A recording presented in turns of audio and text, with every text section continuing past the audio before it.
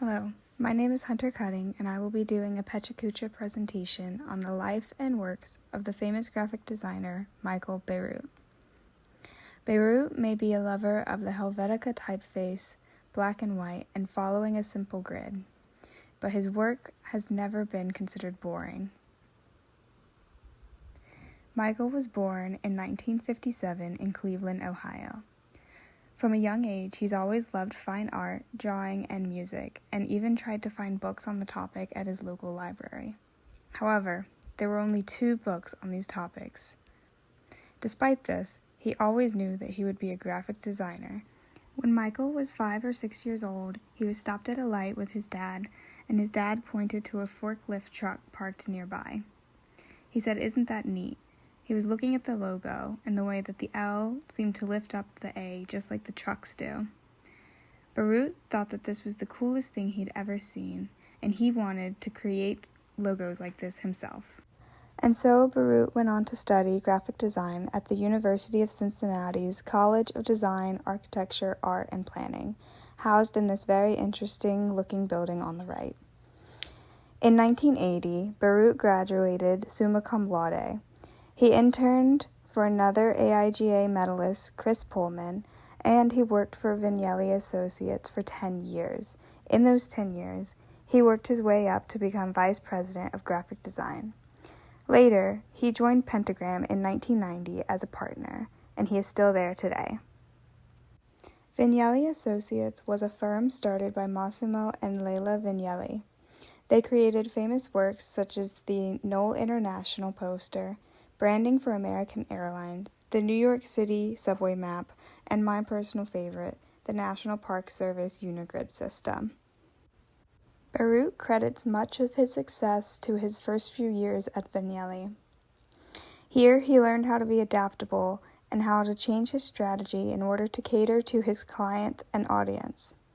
He also learned manual drafting and the importance of it, and he learned a keen sense of scale from Mr. Vignelli himself.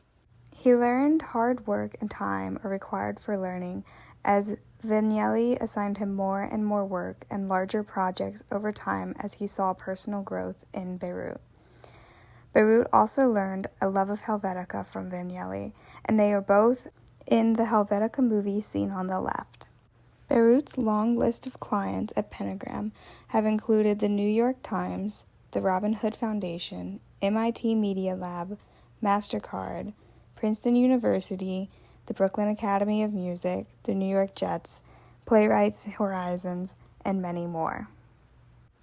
As a partner at Pentagram, it is part of Bierut's job to bring in clients. Bierut's love of music, rooted in his childhood, inspired him to bring on Billboard as a client. Here is a Prince magazine that is a famous work of Bierut's. Michael Bierut is a designer for designers.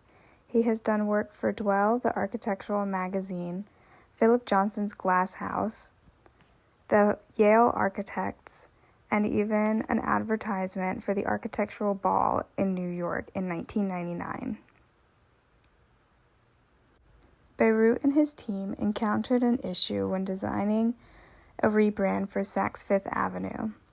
They had no limitations whatsoever. They could not think of anything, so instead they took the existing logo and made a constituent of parts and made something new out of those parts. As I'm sure you've noticed, a common theme in Bierut's work is a lack of color and strong contrast.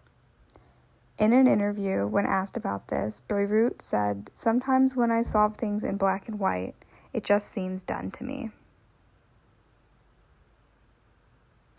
Bierut was the president of the New York chapter of the American Institute of Graphic Arts from 1988 to 1990.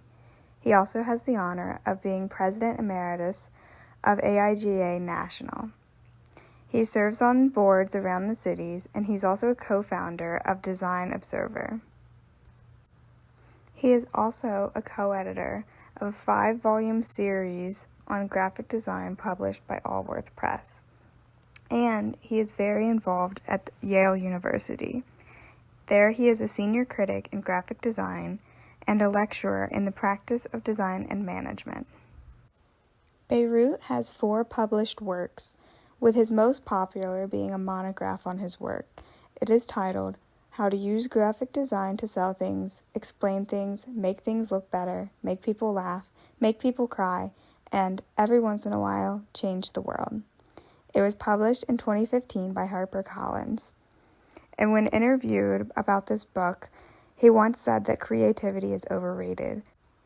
His justification was that there's a finite amount of newness available at any one time, or maybe period, and you have to use it really deliberately. Bierut has seen a number of awards and recognitions, including the profession's highest honor, the AIGA medal that was awarded to him in 2006. On top of this, his work is in permanent collections in several major museums all across the globe. It is my personal opinion that the best quote from Michael Bierut is, "Not everything is design, but design is about everything. Do yourself a favor. Be ready for anything." Remember how he learned adaptability from Vignelli? It still carries with him to this day.